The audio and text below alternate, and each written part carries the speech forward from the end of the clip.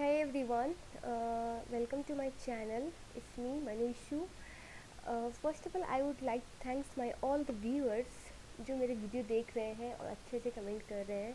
So thank you so much guys. It means a lot to me. Okay. So आज हम इस video में करेंगे sales and purchase sales tax के questions. So first question है हमारा, Erin is registered for sales tax. Erin अपना business को सेल्स टैक्स के लिए रजिस्टर किया हुआ है और ड्यूरिंग द मई में उसने कुछ गोल्ड सोल्ड किया जिसका लिस्ट प्राइस था 600. ठीक है. सो एक्सक्लूडिंग सेल्स टैक्स, उस पर सेल्स टैक्स एक्सक्लूड करके और वो भी काइल को सोल्ड कर रहा है on credit. As Kyle is was buying a large quantity of goods, Erin deducted trade discount of 5% on the normal list price. So price after discount कितना आता है?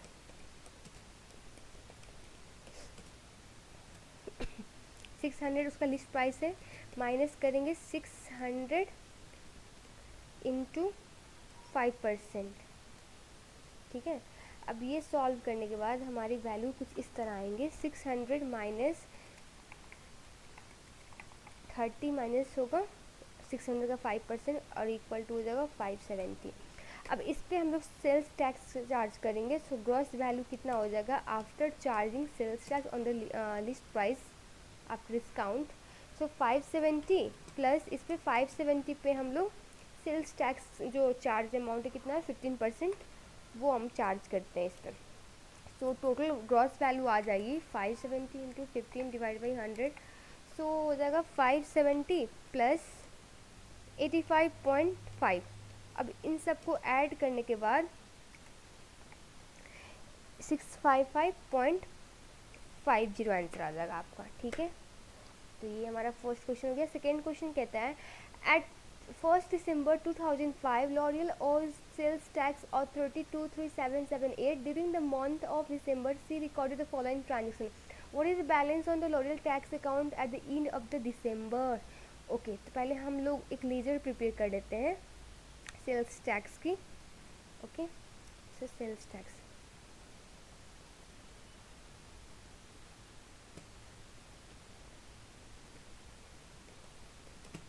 Sales tax. ठीक है. सेल्स टैक्स का लीजिए. अब एट द 1 December को Laurel और टैक्स अथॉरिटी, मतलब टैक्स हमारा क्या है, सेल्स टैक्स लाइबिलिटीज़ है और टैक्स अथॉरिटी को मीन्स और मतलब to be payable to tax authorities कितना था हमारा brought forward balance. It was 23778. Okay. And during the month में उसने फिर सेल्स एंड कुछ परचेज किए हैं जिस पे कुछ सेल्स टैक्स चार्ज लगे हैं, वो हम लोग को कैलकुलेट करना पड़ेगा. फॉर एग्जाम्पल सेल्स हुआ है 800,000 का जिसपे एक्सक्लूसिव सेल्स टैक्स कोई चार्ज नहीं है और सेल्स टैक्स है 17.5%. तो यहाँ पे हम लोग कैलकुलेट कर लेते हैं. सेल किया है ना, सेल्स इक्वल टू, अब 800,000 इंटू 17.5 डिवाइड बाई 100 परसेंटेज ही कर दो. तो कितनी आती है value? 800,123,000 into 17.5 divided by 100. So you will get 140,123. अब सिमिलरली हम लोग परचेज का भी करते हैं. ठीक है. परचेज कितना का हुआ है आपका 590,790 और इसमें सेल्स टैक्स इंक्लूड है. ठीक है. इनटू हम लोग को फाइंड करना है 17.5 डिवाइड बाई, और इसमें सेल्स टैक्स इंक्लूड है. इट मीन्स ये 117.5% है. ठीक है. ये आपको इक्वेशन में एक इस तरह से समझा देती हूँ. जैसे आपका सपोज परचेज था. ठीक है. परचेज पे आपने सेल्स टैक्स चार्ज किया. सेल्स टैक्स अब इक्वल टू आपका ग्रॉस वैल्यू आई, यहाँ से आई है ना. तो आपका परचेज मान लो 100 है और सेल्स टैक्स आपका 17.5 है. ठीक है. और ग्रॉस वैल्यू कितना हो जाएगी 117.5%. ठीक है. तो ये आपका जो 590,790 है ना, ये ग्रॉस वैल्यू है, इसमें sales tax included. It means ये 117.5 हो गई. ठीक है. और हम लोग को फाइंड करना है सेल्स टैक्स, तो इट मीन्स 17.5 से मल्टीप्लाई करेंगे तो आपकी वैल्यू क्या आ जाएगी, आपको निकालना होगा.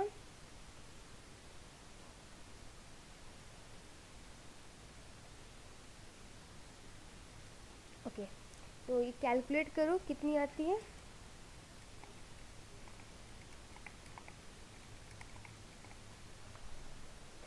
गेट 87990, ठीक है। अब इसको सॉल्व करो, ठीक है। तो सॉल्व करने के बाद आपको कुछ कैरी फॉरवर्ड अमाउंट आएगा, वो इस तरह होंगे। इन सब का टोटल करो,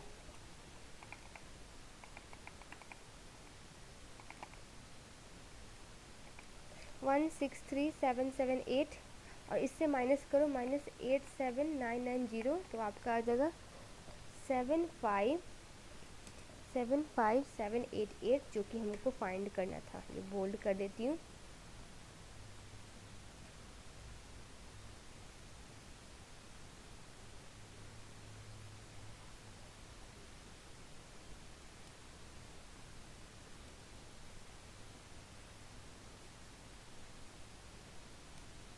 ओके, ठीक है। ये क्वेश्चन नंबर 68 हो गई आपकी। ये 68 नंबर थे, यहाँ लिख देती हूँ 68। ओके, सो 69 क्या कहती है, if sales including sales tax amount to 27612.50 and purchase excluding sales tax amount to 18,000, what would be the balance on the sales tax account assuming all transactions is subject to sales tax at the 17.5%? Okay, इसमें भी calculation है, laser बनाना पड़ेगा same. Okay, तो question number है आपका 69। हम लोग again sales tax laser बना लेते हैं, ठीक है। तो यहाँ पे सेल्स टैक्स लेजर का हेडिंग डाल दूँ, सेल्स टैक्स।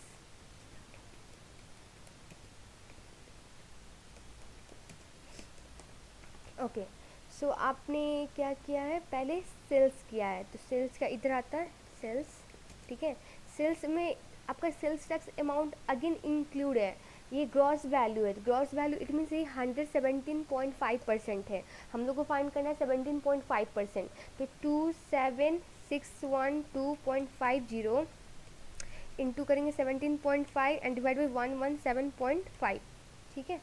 तो आपका आंसर कुछ इस तरह आएंगे, 2761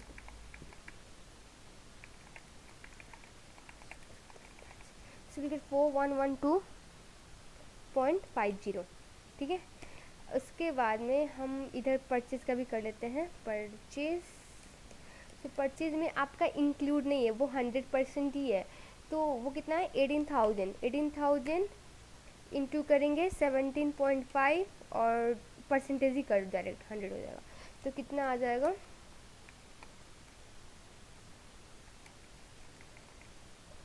यू विल गेट 50। सो अब सॉल्व करो तो कैरी फॉरवर्ड अमाउंट हमारा यहाँ पे आएगा, कितने आएंगे कैरी फॉरवर्ड,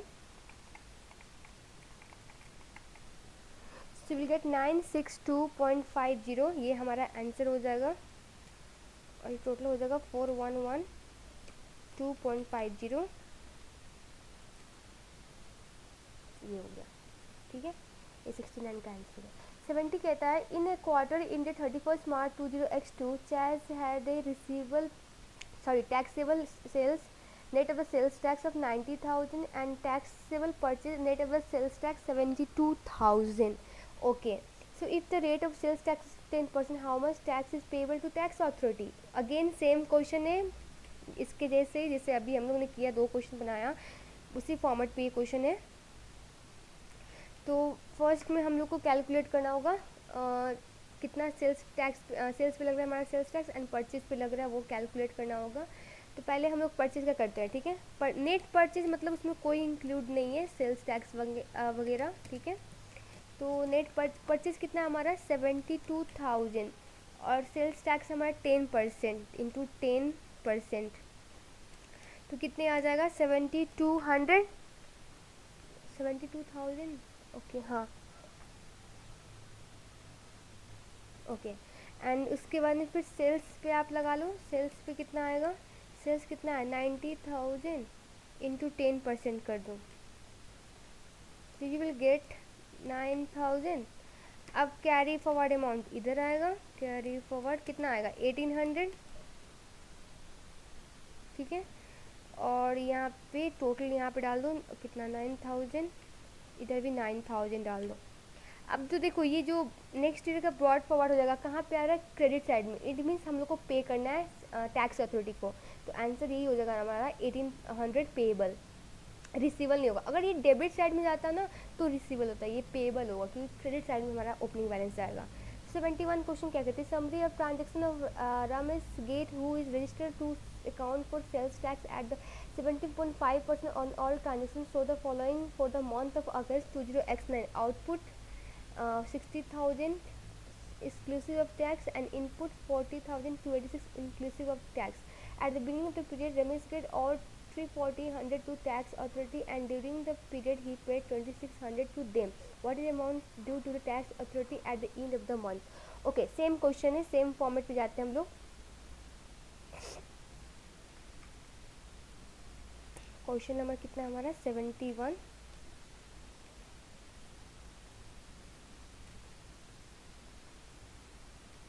ओके तो कुछ और किया था at the start of the month में, कितना है ब्रॉड फॉरवर्ड, ब्रॉड फॉरवर्ड हमारा बैलेंस कितना है 3400, और कुछ पेड भी किया है। पेड करेंगे तो हमारा लाइबिलिटी घटेगा, तो पेड कितना हो जाएगा, कितना है आपका 2600। अब सेल्स भी किया है, परचेज भी किया है, तो उसका हम लोग कैलकुलेट करना होगा, सेल्स पे कितना लगा है और परचेज पे कितना लगा है। ठीक है, यहाँ पे आउटपुट मतलब सेल्स, इनपुट मतलब परचेज। तो यहाँ पे सेल्स का यहाँ पे देखते हैं, सेल्स सेल्स एक्सक्लूसिव है, उसमें इंक्लूड नहीं है, ये ग्रॉस वैल्यू नहीं है, इसका मतलब 60,000 इंटू सेल्स टैक्स परसेंटेज कितना है हमारा 17.5% है। तो कितना हो जाएगा ये,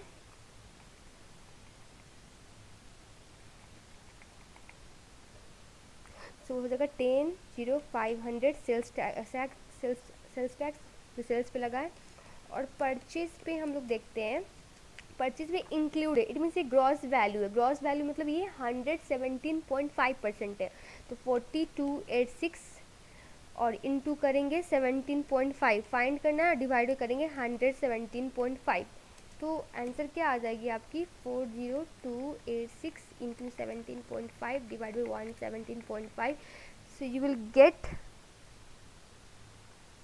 6000। ठीक है, अप्रॉक्सीमेट 6000 आ रहा है।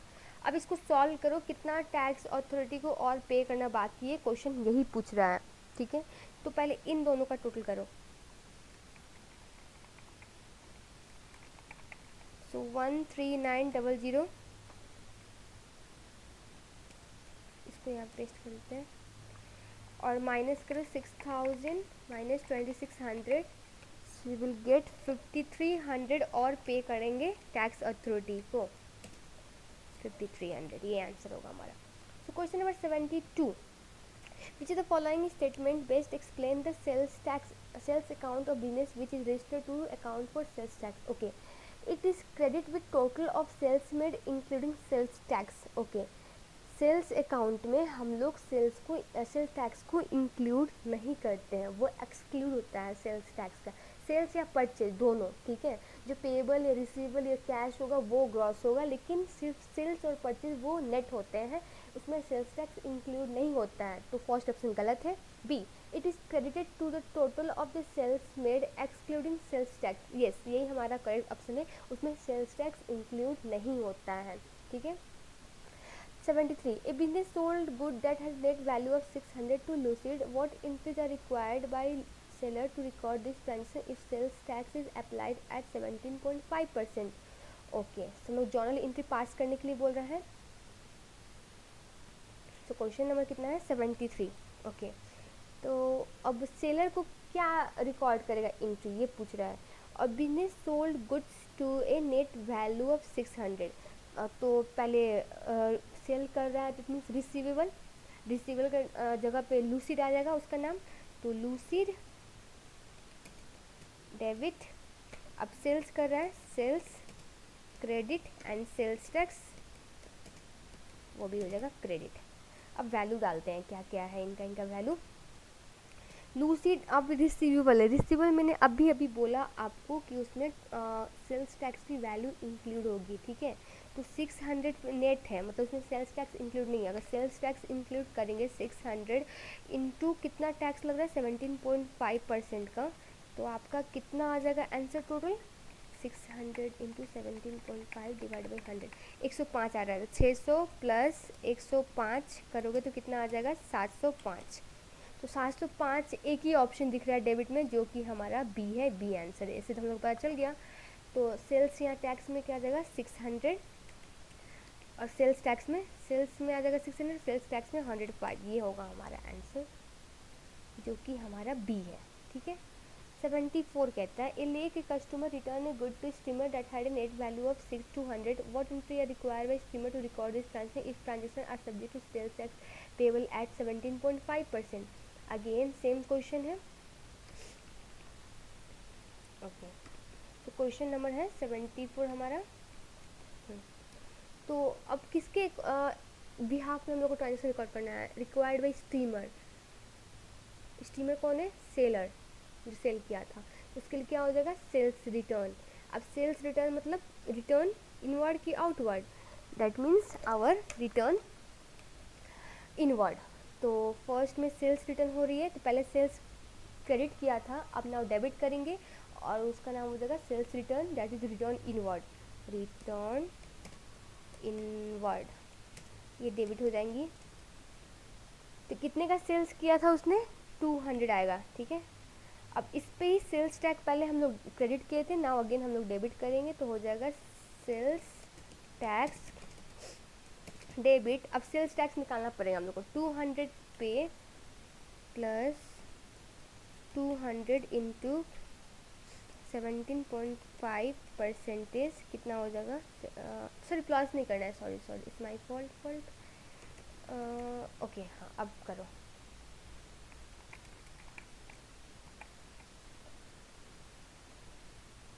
सो 35 आ जाएगा।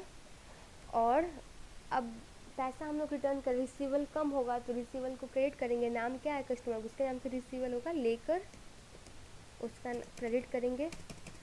तो दोनों को ऐड करने पर क्या आती है, 235। ये आंसर होगा हमारा, जो कि ऑप्शन ए ही है। ठीक है, ये आंसर होगा।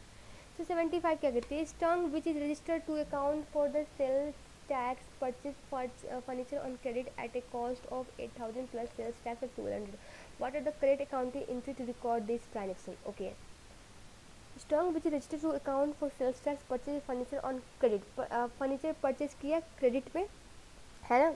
तो हमारे पहले फर्नीचर एसेट है वो आ रहा है, इट मीन्स डेबिट। तो फर्नीचर डेबिट, फर्नीचर का कॉस्ट कितना 8000 से, तो वो पहले ऑप्शन ढूंढ लेते हैं जिसमें फर्नीचर डेबिट है। एक ये है, एक ये है, और एक यहाँ पे भी है, और एक यहाँ पे भी है।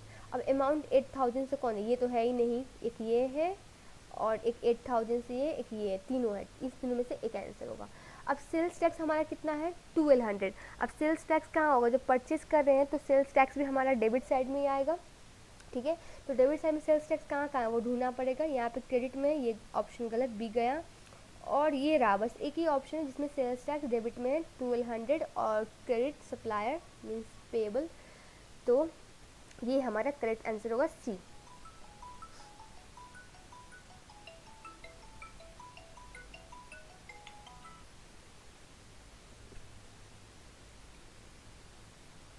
Now question number 76, are the following statement about sales tax true or false? Okay, sales tax is a form of indirect taxation.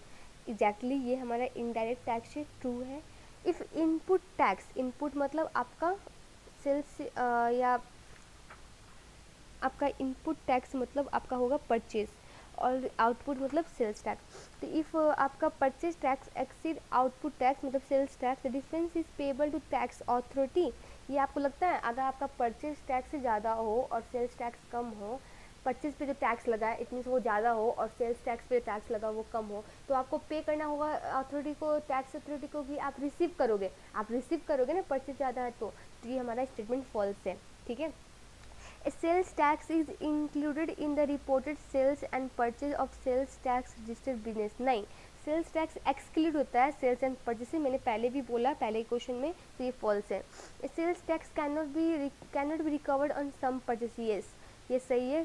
Certain goods, certain चीज़ों पे हम लोग सेल्स टैक्स रिकवर्ड नहीं कर सकते हैं, सो ये हमारा ट्रू है। 77, based upon the following information what was the cost of purchase. Okay, cost of purchase निकालना है। तो क्या क्या दिया हुआ हम लोग को, ओपनिंग ट्रेड पेबल्स, कैश पे, डिस्काउंट रिसीव। ओके, तो पेबल का लेजर बनाना होगा, सीधी सीधी बात है यहाँ पे। ये क्वेश्चन नंबर है आपका 77। तो पेबल का लेजर बनाते हैं पहले हम लोग। ओके, पेबल्स पेबल्स पेबल्स का ओपनिंग बैलेंस दिया हुआ एग्जैक्टली वो कहाँ पे होता है, क्रेडिट साइड में।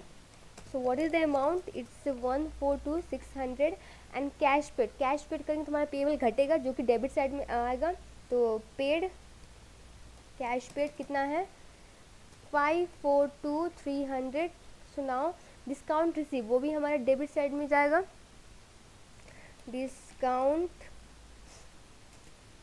रिसीव्ड, ओके, कितना है 13,200। गुड्स रिटर्न मतलब परचेज रिटर्न भी इधर ही आएगा।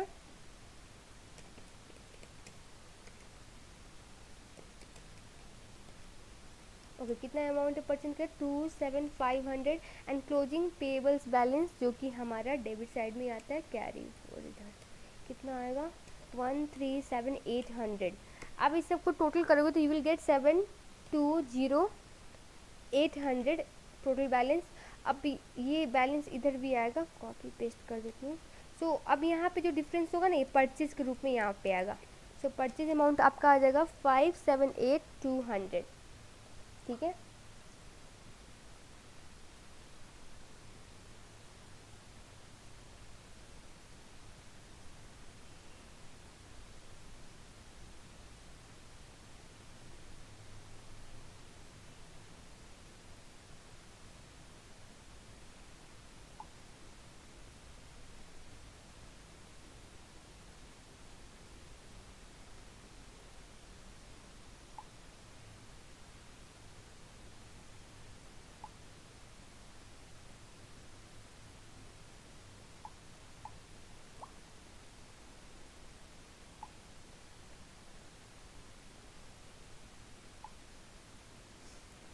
Question number 78. You are given the following information: receivable at 1st January 2000 x3, receivable at 31st December 2000 x3. Free received during the year, including cash sale of 5,000. Based upon the available information, what is the sales revenue figure for 20x3? Okay, तो यहाँ पे हम लोग receivable का laser बनाते हैं, ठीक है।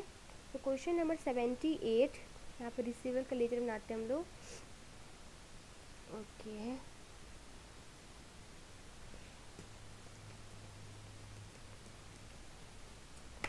सो ब्रॉड फॉरवर्ड बैलेंस कहाँ होता है रिसीवेबल का, इधर डेबिट साइड में। तो ब्रॉड फॉरवर्ड बैलेंस कितना है हमारा 10,000।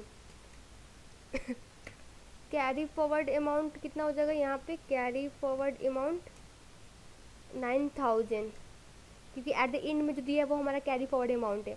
टोटल रिसिप्ट मतलब कैश रिसिप्ट, कितना रिसीव हुआ कैश, उसमें 5,000 इंक्लूड है आपका जो आपने कैश सेल किया था, वो हम लोग नहीं डालेंगे यहाँ पे, कैश इंक्लूड है ना, कैश सेल से 5,000, यस। तो 8,000 ये हटा 5,000 माइनस कर दो, इट मीन्स 80,000 हम लोग को रिसीव हुआ है।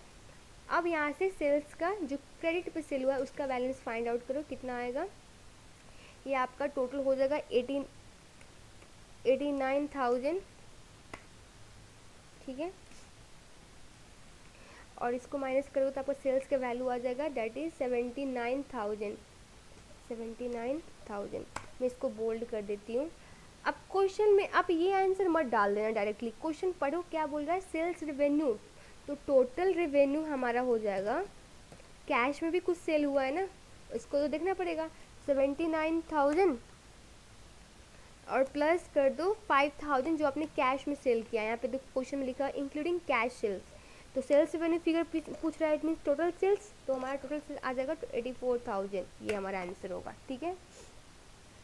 तो क्वेश्चन नंबर 79 क्या कह रहा है, P is a sole proprietor whose accounting record are incomplete. All the sales are cash sales. During the year, 50,000 were banked, including 5,000 from the sale of business car. He paid 12,000 wages in the cash from a till and withdrew 2,000 per month as drawing. The cash in till at the beginning and the end of the year was 300 and 400 respectively. What was the value of P sales revenue for the year? So आप यहाँ पे आप cash के laser बनाओगे, ठीक है, cash का।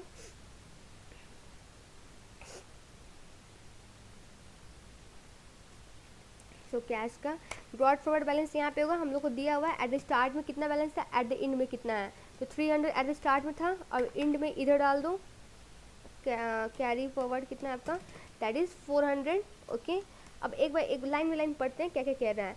All the sales are cash during the year 50,000 with bank, bank में 50,000 रखा, बैंक में 50,000 from the sale of business car, sorry 50,000 were bank and including 5,000 from the sale of business car। अब जब car आपने इसमें 50,000 में आपका 5,000 भी इंक्लूडेड, जो आपने बैंक 5,000 इंक्लूडेड जो आपने कार सेल करने से जो आपको पैसा आया वो भी इंक्लूडेड, जो उसको भी आपने बैंक किया है। तो जब वो कार सेल किया तो वो पैसा आपको आया, तो आप यहाँ पे लिखोगे कैश आया ना, तो प्रोसीड फ्रॉम सेल, ठीक है। तो कितनी आए प्रोसीड फ्रॉम सेल से आपको 5,000, ठीक है। मेन कंफ्यूजन पॉइंट यही है आपको, ये अच्छा ये भूल जाओ कि आपने बैंक किया है, आपने सेल किया तो 50,000 आया। अब लिख रहा है कि आपने जितने भी बाकी सेल्स किया है वो कैश सेल था, और उसमें से ये 50,000 जो था ना उसमें आपका 5,000 ये भी इंक्लूड था जो आपने कार सेल किया था, और सारे पैसों को अपने बैंक पे रख दिया। बैंक पे तो कैश घटेगा तो 50,000 यहाँ पे आएगा और 5,000 प्रोसीड फ्रॉम सेल्स इधर आएगा। उसके बाद बोलता है ही पेड 12,000 वेजेस, तो वेजेस पे किया तो यहाँ पे आएगा वेजेस कितना है, it's 12,000 and after that you withdraw some amount per month 2,000, so year का हो जाएगा ड्रॉइंग 2,000 इंटू 12 करोगे तो कितना आ जाएगा आपको 24,000। सो नाउ अब टोटल करो इन सबको कितना आता है, सो यू विल गेट 86,400, यही टोटल यहाँ पे भी आएगा 86,400, और यहाँ पे आपकी सेल्स की वैल्यू आएगी, जो डिफरेंस होगा वो हमारा सेल्स की वैल्यू होगी जो 81,100 जो क्वेश्चन फाइंड करने के लिए बोल रहा है, ठीक है। क्वेश्चन नंबर अब 80 क्या कहता है, the following transaction took place during the Allen first month of trading, credit sales, credit purchase, okay, what was the balance on the Allen tax account, sales tax account at the end of the first month of trading, okay। So question number 80, so 80 sales tax की फिर laser बनाएंगे हम लोग, okay, sales tax,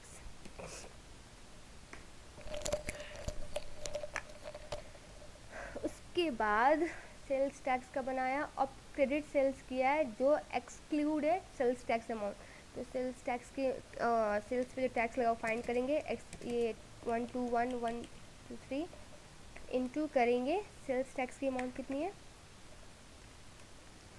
percentage दिया है 20%, तो आप calculate करो कितनी आती है वैल्यू, 121,123 इंटू 20 डिवाइड बाई 100, सो आपको आ जाएगी 18 में बना रहे हैं ना, हाँ 24,200।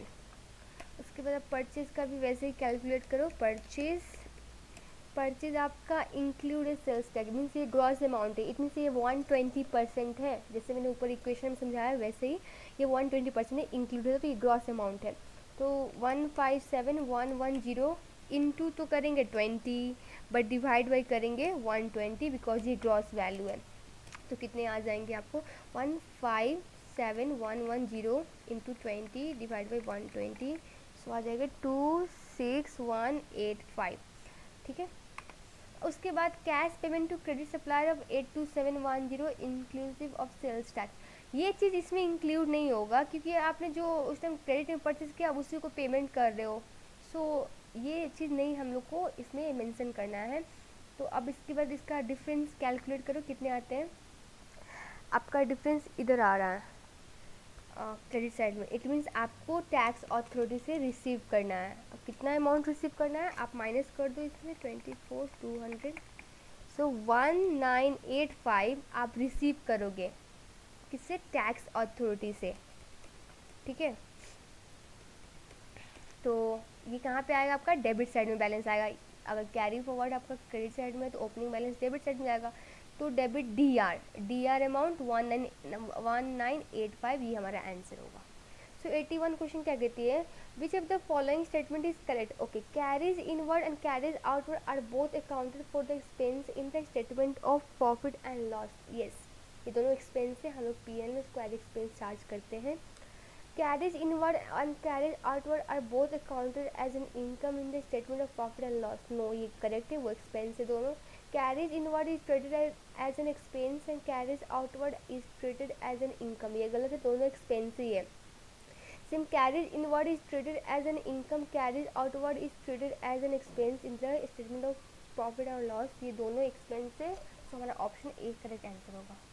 Jupiter returned unsatisfactory goods to Saturn. The goods had been sold on credit by Saturn at 100 plus sales tax of 20. What accounting entries are required by Saturn to record the return of the goods? Okay.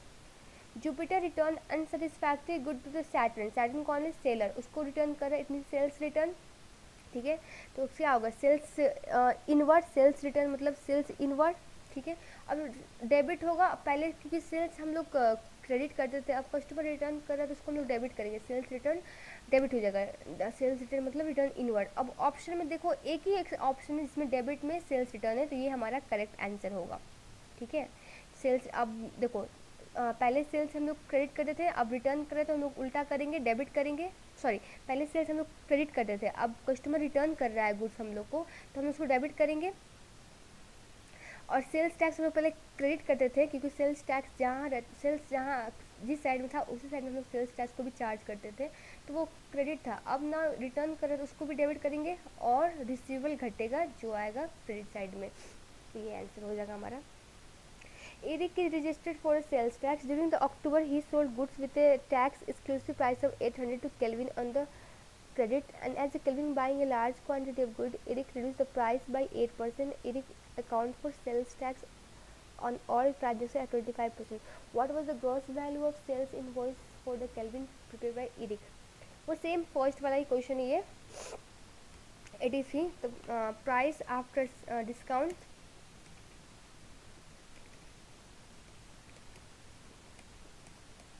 Okay तो कितना आ जाएगा price after discount, पहले price कितना था आपका 800, 800 पे आपने discount दिया, प्राइस रिड्यूस किया 8% से, तो 800 माइनस 800 इंटू 8%,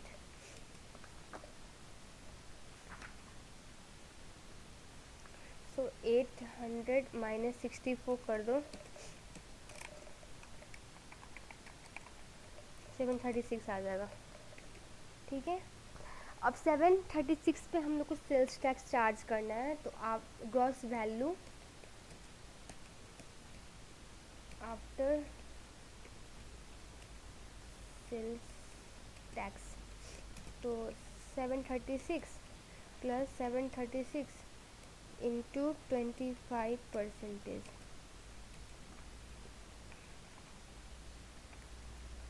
आप दोनों को ऐड करो तो कितने आ जाएगी आपको, 920 आ जाएगा, ये आंसर होगा आपका, ठीक है।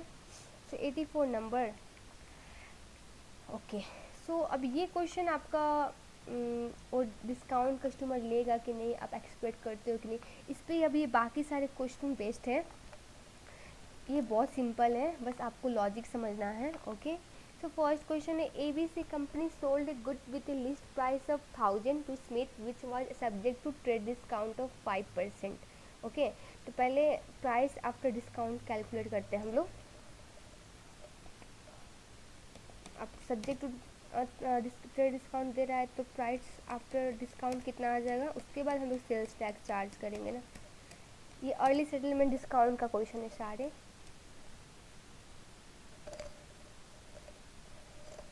सो 1000 था हमारा लिस्ट प्राइस, उस पर डिस्काउंट दिया 5% का, तो 1000 का 5%, तो कितने आ जाएगा आपका 1000 से, सो आपका आएगा 9 ऐसे कुछ, 1000 माइनस 50, 950 के अराउंड आपका वैल्यू आएगा इसका। तो ये प्राइस है।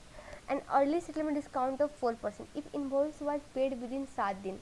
अब एबीसी ने किसी को गुड्स सोल्ड किया, मतलब सीमित को सोल्ड किया गुड्स, और उसको ट्रेड डिस्काउंट भी दिया 5% का, और बोला अर्ली सेटलमेंट डिस्काउंट भी दे रहा है 4% का, अगर वो 7 दिन के अंदर पे करता है तो। वैसे क्वेश्चन ने बोला normal credit period available to credit customer 30 days from the invoice date. वैसे 30 days का होता है क्रेडिट पीरियड, बट अगर 7 दिन के अंदर पे करते हो तो आपको मैं 4% का डिस्काउंट और दूंगा, अर्ली सेटलमेंट डिस्काउंट। तो at the point of sale Smith was not expected to take advantage of the early settlement terms offered. पर जब ट्रेड डिस्काउंट देने के बाद जब बिल बना रहा था एबीसी कंपनी, वो एक्सपेक्ट नहीं किया था कि सीमित पे करेगा। इफ सीमित subsequently paid with in 7 days and was eligible for the settlement discount, what accounting entry would be made by the ABC company to record the settlement of amount outstanding? Okay, अब expect तो नहीं करा था तो not expect का case है, not expected. ठीक है, तो अब क्या रिकॉर्ड करेगा सेलर? सेलर अब क्रेडिट में सोल्ड कर रहा है तो हो जाएगा रिसीवेबल, डेबिट, सेल, क्रेडिट। कितना का सेल हुआ था? 950 का, 950, यहाँ पे भी 950, 950। अभी एक्सपेक्ट ये रिकॉर्ड किया था उसने अपने इनवॉइस में, जब इनवॉइस बनाया। लेकिन क्या हुआ कि सीमित ने वो डिस्काउंट लिया। ठीक है, अब डिस्काउंट लिया तो अब डिस्काउंट तो देना पड़ेगा, तो 950 पे अब डिस्काउंट अमाउंट चार्ज करो, तो 950 माइनस 950 इंटू 4% कर दो आप। कितनी वैल्यू आती है देखो। सो आपको आ जाएगा 912 आपको वो पे करेगा। तो अब जब पे किया, जब कैश पे किया, रिसीव किया, मतलब सीमित ने पे किया कैश, तो क्या अब ट्रांजेक्शन रिकॉर्ड करेगा? तो अब कैश तो आया, कैश कितना आया डेबिट में, कैश आया तो डेबिट करेंगे। अब कितना कैश आया? 912 ही आया। ठीक है, पर उसने रिसीवल कितना से रिकॉर्ड किया था उसने? 950। तो रिसीवल घटेगा, रिसीवेबल्स क्रेडिट होगा 950 से, पर ये तो डेबिट एंड क्रेडिट बैलेंस तो नहीं हुआ, तो यहाँ पे हम लोग एज ए रेवेन्यू डाल देंगे डेबिट, जहाँ पे लैग कर रहा है अमाउंट हो जाएगा 38। अब ये ऑप्शन ढूंढो आपका कहाँ पे है, ये आंसर ऑप्शन ढूंढो, इसमें कौन सा ऑप्शन है? डेबिट कैश 950, कैश हम लोग कितना रिसीव हुआ? 912, ये गलत है। डेबिट कैश 950, ये भी गलत है। Debit cash 912, yes cash receive हुआ, एंड रेवेन्यू कितना है? 38 का, and receivable 950, yes option C हमारा करेक्ट आंसर होगा। अब 85 पे चलते हैं। 85 में कहता है ABC company sold goods with list price of 2500 to Jones which are subject to trade discount of 5%। Okay, फिर अगेन हम लोग कैलकुलेट कर लेते हैं यहाँ पे प्राइस आफ्टर डिस्काउंट कितना है। क्वेश्चन नंबर 85,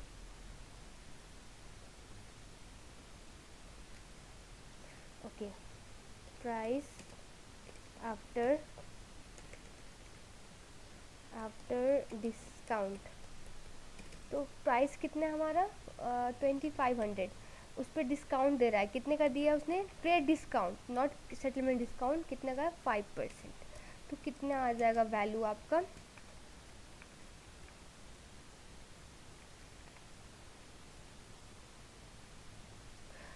$2500 माइनस 125, सो कितना आ गया? 2500, 2375। ठीक है, and early settlement discount of 4% if invoice was paid within 7 days. Okay, normal credit period available to credit customer is 30 days from the invoice date. At the point of sale, John was expected to take advantage of the early settlement. अब वो expect कर रहा था कि वो discount लेगा, तो expected, तो क्या रिकॉर्ड करेगा? रिसीवेबल्स डेबिट करेगा, एंड किसके, हाँ सेल्स का रहा ना, सेल्स क्रेडिट। अब अमाउंट कितना कितना होगा? अब डिस्काउंट के बाद कितना अमाउंट आएगा वो हम लोग को डालना होगा। तो 2375 माइनस, एक मिनट, हाँ इसको मैं साइड में कैलकुलेट कर लेती हूँ। यहाँ पे 2375 पे माइनस 2375 पे कितना परसेंट डिस्काउंट दिया? 4% का, कितना आएगा value?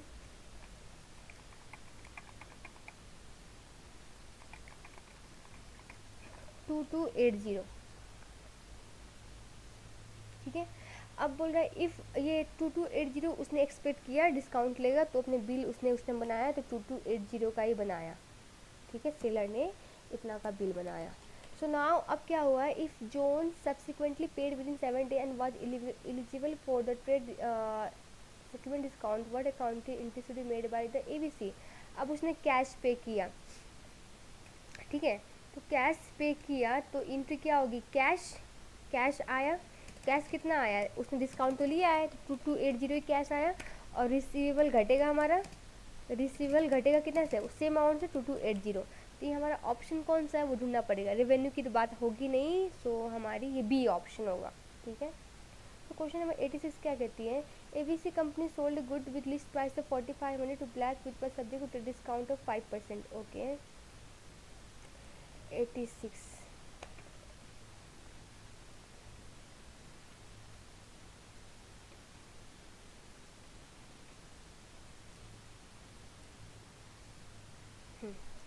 Price after discount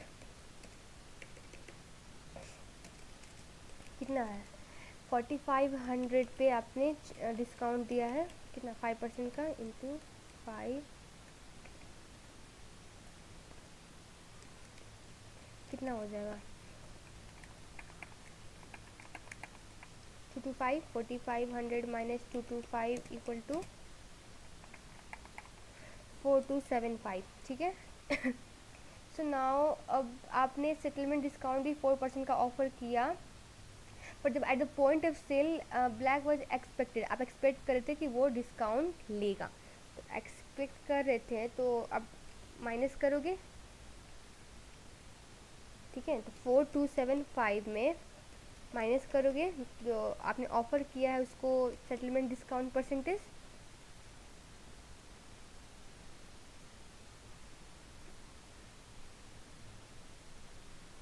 okay, into कितना परसेंट का ऑफर किया है, 4% का, तो कितना हो जाएगा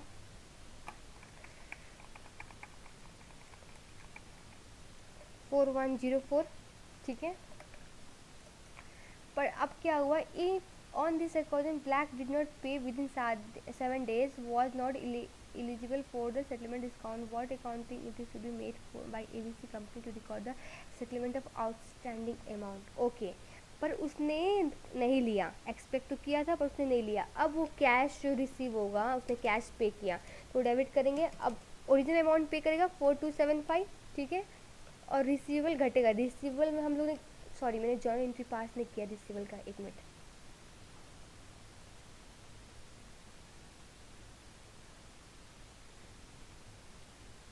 ओके, तो एक्सपेक्ट इतना करते तो रिसीवेबल हमारा कितना होता, डेबिट करते 4104 एंड सेल्स में भी वही अमाउंट डालते, क्रेडिट 4104, ठीक है।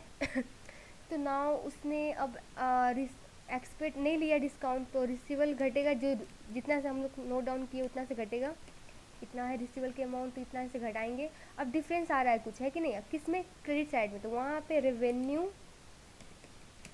डाल देंगे, क्रेडिट कितना आएगा 171,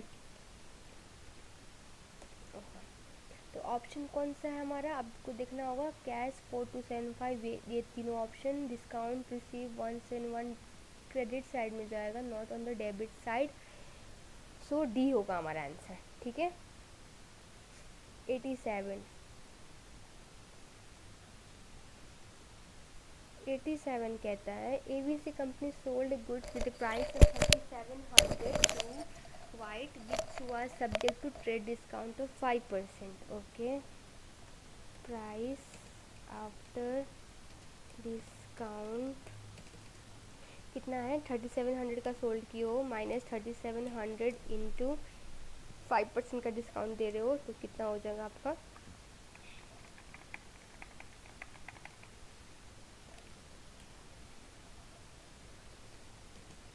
ओके,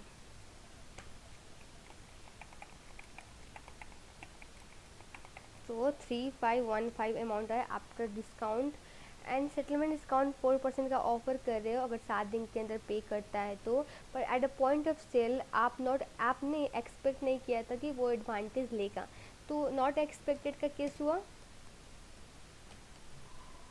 ठीक है, तो आप क्या नोट डाउन करोगे, रिसीवेबल्स डेबिट अमाउंट उतना ही रहेगा 3515, और सेल्स भी उतना ही अमाउंट नोट डाउन करोगे, क्रेडिट 3515 बिकॉज आपने एक्सपेक्ट नहीं किया था। पर कैश पे करते वक्त उसने क्या किया है, if as expected Y did not pay within the settlement discount period what account entries to be made by the ABC company to record settlement of amount outstanding. अब क्या उसने अब एक्सपेक्ट नहीं किया था और वही किया उसने, वही हुआ एक्चुअल में कि उसने नहीं लिया, और जब पे करते हुए उसने तो जो जितना रिसीवेबल हम लोग ने नोट डाउन किया था उतना ही पे किया, तो कैश डेबिट होगा। ठीक है, कैश डेबिट आया, कैश 3515, एंड हमारा रिसीवेबल कितना से घटेगा, जितना से हम लोग नोट डाउन किए थे, क्रेडिट आ जाएगा 3515। अब ये ऑप्शन ढूंढना होगा, हमारा पहला ही है। ठीक है, फर्स्ट ऑप्शन ही हमारा आंसर है। तो 88 क्या कहता है, 88 number, so ABC company sold good with list price of 1400 to Green which was subject to trade discount of 4%। Okay,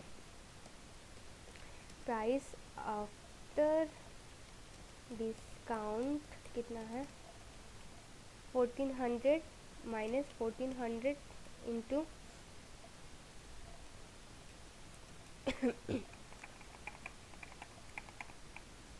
1400 minus 56 equal to 1344। Okay, so अब आपने सेटलमेंट डिस्काउंट ऑफर किया 5% का, अगर 7 दिन के अंदर पे करता है तो, पर at the point of sale आप एक्सपेक्ट भी कर रहे थे कि वो लेगा, तो एक्सपेक्टेड। ठीक है, तो एक्सपेक्टेड में अब क्या कैलकुलेट करना होगा, कितना आएगा, 344 माइनस 1344 इंटू कितना परसेंट है, 5% है। ओके,